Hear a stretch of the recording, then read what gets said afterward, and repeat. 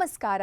ಮತ್ತು ಫಿಟ್ಟಿಂಗ್ ಜಾಬ್ಗಳಲ್ಲಿ ಕೆಲಸ ಮಾಡುವಾಗ ಅನುಸರಿಸಬೇಕಾದ ಅಭ್ಯಾಸ ಮತ್ತು ತಿಳುವಳಿಕೆಯ ಮುನ್ನೆಚ್ಚರಿಕೆಗಳ ಕುರಿತ ಈ ಸೆಷನ್ಗೆ ಸ್ವಾಗತ. ನಾವು ಸೆಷನ್ ಅನ್ನು ಪ್ರಾರಂಭಿಸೋಣ. ಈಗ ಈ ಸೆಷನ್ನ ಉದ್ದೇಶಗಳನ್ನು ನೋಡೋಣ.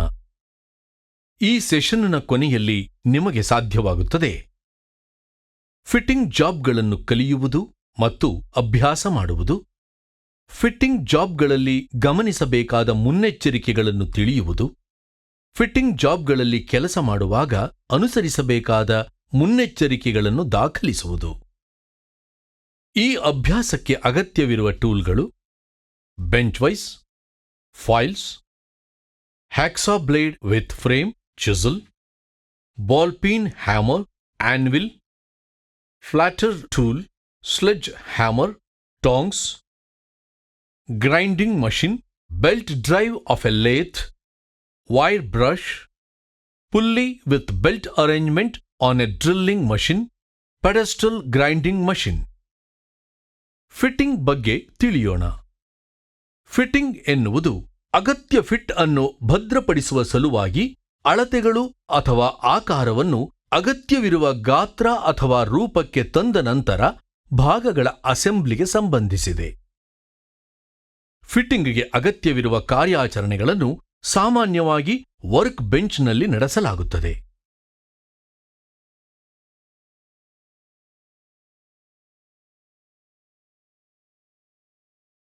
ಫಿಟ್ಟಿಂಗ್ ಶಾಪ್ನಲ್ಲಿ ನಡೆಸಲಾಗುವ ವಿವಿಧ ಕಾರ್ಯಾಚರಣೆಗಳೆಂದರೆ marking, chipping, sawing, filing, scraping, drilling, thread cutting ಇತ್ಯಾದಿ.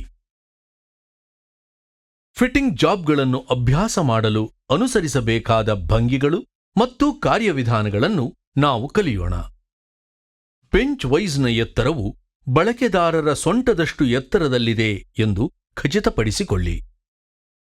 ವೈಸ್ನ ಮೇಲ್ಭಾಗದಿಂದ ಕನಿಷ್ಠ 5ರಿಂದ 10 mm ಪ್ರೊಜೆಕ್ಷನ್ನೊಂದಿಗೆ ಬೆಂಚ್ ವೈಸ್ನಲ್ಲಿ ಜಾಬ್ ಅನ್ನು ಹೋಲ್ಡ್ ಮಾಡಿ. ನಿಲ್ಲುವ ಭಂಗಿ: ಎಡಗಾಲು ಮುಂದೆ ಮತ್ತು ಬಲಗಾಲು ಹಿಂದೆ, ಬಲ ಮತ್ತು ಎಡಗಾಲಿನ ನಡುವೆ ಸುಮಾರು 1 ಅಡಿ ಅಂತರ. ಗೈಡಿಂಗ್: ಫೈಲ್ ಹ್ಯಾಂಡಲ್ ಮೇಲೆ ಬಲಗೈ ಮತ್ತು ಫೈಲ್ ಫೇಸ್ ಮೇಲೆ ಎಡಗೈ. ಫೈಲ್ ಅನ್ನು ನಿರ್ವಹಿಸುವುದು: ಪುಲ್ ಅಥವಾ ಡ್ರಾ ಸ್ಟ್ರೋಕ್ ಸಮಯದಲ್ಲಿ ಒತ್ತಡವನ್ನು ಎಂದಿಗೂ ಅನ್ವಯಿಸಬೇಡಿ. ಕಾರ್ಯಾಚರಣೆಯನ್ನು ಪ್ರಾರಂಭಿಸುವ ಮೊದಲು ಫೈಲ್ ಫೇಸ್ ಅನ್ನು ಚಾಕ್ನಿಂದ ಉಜ್ಜುವ ಮೂಲಕ ಫೈಲ್ಗಳ ಪಿನ್ನಿಂಗ್ ಅಂದರೆ ಡೆಬ್ರಿಸ್ನೊಂದಿಗೆ ಫೈಲ್ ಟೀತ್ ಕ್ಲಾಗಿಂಗ್ ಅನ್ನು ತಡೆಯಿರಿ.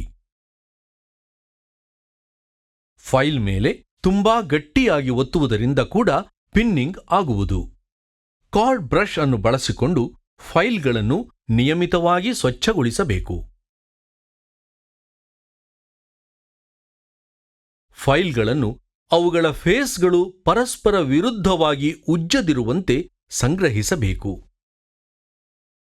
ಫೈಲಿಂಗ್ ಕೆಲಸಕ್ಕಾಗಿ ಸೂಕ್ತವಾದ ಫೈಲ್ಗಳನ್ನು ಆಯ್ಕೆ ಮಾಡಿ. ಫಿಟ್ಟಿಂಗ್ ಜಾಬ್ಗಳಲ್ಲಿ ಅನುಸರಿಸಬೇಕಾದ ಮುನ್ನೆಚ್ಚರಿಕೆಗಳ ಬಗ್ಗೆ ತಿಳಿದುಕೊಳ್ಳೋಣ. ಫೈಲ್ಗಳಿಗೆ ಮರದ ಅಥವಾ ಪ್ಲಾಸ್ಟಿಕ್ ಹ್ಯಾಂಡಲ್ ಅನ್ನು ಅಳವಡಿಸಿ. ವೈಸ್ನಲ್ಲಿ ಜಾಬ್ ಅನ್ನು ದೃಢವಾಗಿ ಹಿಡಿದುಕೊಳ್ಳಿ.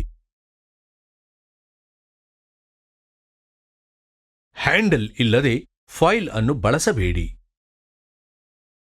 ಫೈಲ್ನ ಹ್ಯಾಂಡಲ್ ಅನ್ನು ಬಿಗಿಯಾಗಿ ಅಳವಡಿಸಲಾಗಿದೆಯೇ ಎಂದು ಪರಿಶೀಲಿಸಿ. ವರ್ಕ್ ಬೆಂಚ್ ಮೇಲೆ ಟೂಲ್ಗಳು ಅಥವಾ ಇತರ ಯಾವುದೇ ವಸ್ತುಗಳನ್ನು ಸಂಗ್ರಹಿಸುವುದನ್ನು ತಪ್ಪಿಸಿ. ಫಿಟ್ಟಿಂಗ್ ಜಾಬ್ಗಳಲ್ಲಿ ಕೆಲಸ ಮಾಡುವಾಗ ಅನುಸರಿಸಬೇಕಾದ ಮುನ್ನೆಚ್ಚರಿಕೆಗಳನ್ನು ಈಗ ನಾವು ದಾಖಲಿಸೋಣ. ಮುನ್ನೆಚ್ಚರಿಕೆ ಸಂಖ್ಯೆ 1: ಶಾಪ್ ಫ್ಲೋರ್ ಮತ್ತು ವರ್ಕ್ ಬೆಂಚ್ ಅನ್ನು ಪ್ರತಿದಿನ ಕೊಳೆ, ಆಯಿಲ್ ಮತ್ತು ಸ್ಕ್ರಾಪ್ಗಳಿಂದ ಮುಕ್ತವಾಗಿಡಿ. ಮುನ್ನೆಚ್ಚರಿಕೆ ಸಂಖ್ಯೆ 2: ಯಾವುದೇ ಅಪಘಾತಗಳನ್ನು ತಪ್ಪಿಸಲು ಮಷೀನಿನ ಪ್ರತಿಯೊಂದು ಚಲಿಸುವ ಕಾಂಪೊನೆಂಟ್ ಅನ್ನು ಗಾರ್ಡ್ನಿಂದ ರಕ್ಷಿಸಲಾಗಿದೆ ಎಂದು ಖಚಿತಪಡಿಸಿಕೊಳ್ಳಿ. ಮುನ್ನೆಚ್ಚರಿಕೆ ಸಂಖ್ಯೆ 3. ಹ್ಯಾಂಡಲ್ ಇಲ್ಲದೆ ಫೈಲ್ ಅಥವಾ ಹ್ಯಾಕ್ಸಾ ಫ್ರೇಮ್ ಅನ್ನು ಎಂದಿಗೂ ಬಳಸಬೇಡಿ. ಮುನ್ನೆಚ್ಚರಿಕೆ ಸಂಖ್ಯೆ 4. ಚಿಸಲ್ ಅಥವಾ ಇತರ ಯಾವುದೇ ಟೂಲ್ ಅನ್ನು ಹರಿತಗೊಳಿಸಲು ಗ್ರೈಂಡಿಂಗ್ ವೀಲ್ ಸೈಡ್ ಫೇಸ್ ಅನ್ನು ಎಂದಿಗೂ ಬಳಸಬೇಡಿ. ಮುನ್ನೆಚ್ಚರಿಕೆ ಸಂಖ್ಯೆ 5.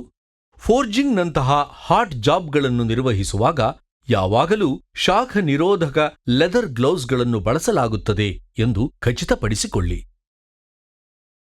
ಮುನ್ನೆಚ್ಚರಿಕೆ ಸಂಖ್ಯೆ 6. ಬ್ಲಂಟ್ ಚಿಸಲ್ ಅಥವಾ ಮಶ್ರೂಮ್ ಹೆಡ್ ಚಿಸಲ್ ಜೊತೆ ಎಂದಿಗೂ ಚಿಪ್ ಮಾಡಬೇಡಿ. ಮುನ್ನೆಚ್ಚರಿಕೆ ಸಂಖ್ಯೆ 7. ವರ್ಕ್ ಪೀಸ್ನಲ್ಲಿ ಹಿಡಿತವನ್ನು ಬಿಗಿಗೊಳಿಸಲು ಬೆಂಚ್ ವೈಸ್ ಅಥವಾ ಮಷಿನ್ ವೈಸ್ನ ಹ್ಯಾಂಡಲ್ ಮೇಲೆ ಹೊಡೆಯಬೇಡಿ. ಮುನ್ನೆಚ್ಚರಿಕೆ ಸಂಖ್ಯೆ 8. ಯಾವಾಗಲೂ ಮಷಿನ್ ಮತ್ತು ಅದರ ಸುತ್ತಮುತ್ತಲಿನ ಜಾಗಗಳನ್ನು ಮೆಟಲ್ ಚಿಪ್ಸ್, ಆಯಿಲ್ ಇತ್ಯಾದಿಗಳಿಂದ ಮುಕ್ತವಾಗಿಡಿ. ಮುನ್ನೆಚ್ಚರಿಕೆ ಸಂಖ್ಯೆ 9. ಚಾಲನೆಯಲ್ಲಿರುವ ಸ್ಥಿತಿಯಲ್ಲಿ ಮಷಿನ್ ಸ್ಪಿಂಡಲ್ ವೇಗವನ್ನು ಬದಲಾಯಿಸಲು ಪ್ರಯತ್ನಿಸಬೇಡಿ. ಮುನ್ನೆಚ್ಚರಿಕೆ ಸಂಖ್ಯೆ 10. ಮೆಟಲ್ ಮೇಲೆ ಚಿಪ್ಪಿಂಗ್ ಮಾಡುವಾಗ ಯಾವಾಗಲೂ ಚಿಪ್ಪಿಂಗ್ ಸ್ಕ್ರೀನ್ ಇದೆ ಎಂದು ಖಚಿತಪಡಿಸಿಕೊಳ್ಳಿ. ನೆನಪಿಸಿಕೊಳ್ಳಲು ನಾವು ಕಲಿತಿರುವುದು: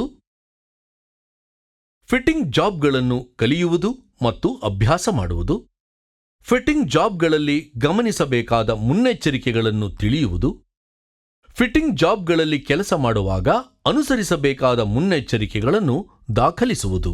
ಇದು ಫಿಟ್ಟಿಂಗ್ ಜಾಬ್ಗಳಲ್ಲಿ ಕೆಲಸ ಮಾಡುವಾಗ ಅನುಸರಿಸಬೇಕಾದ ಅಭ್ಯಾಸ ಮತ್ತು ಮುನ್ನೆಚ್ಚರಿಕೆಗಳನ್ನು ಅರ್ಥ ಮಾಡಿಕೊಳ್ಳುವ ಕುರಿತ ವಿಷಯವಾಗಿದೆ. ನೀವು ಎಲ್ಲ ಪರಿಕಲ್ಪನೆಗಳು ಮತ್ತು ಅಭ್ಯಾಸಗಳನ್ನು ಅರ್ಥ ಮಾಡಿಕೊಂಡಿದ್ದೀರಿ ಎಂದು ಭಾವಿಸುತ್ತೇವೆ. ಮುಂದಿನ ಸೆಷನ್ನಲ್ಲಿ ನಿಮ್ಮನ್ನ ಭೇಟಿ ಮಾಡ್ತೇವೆ.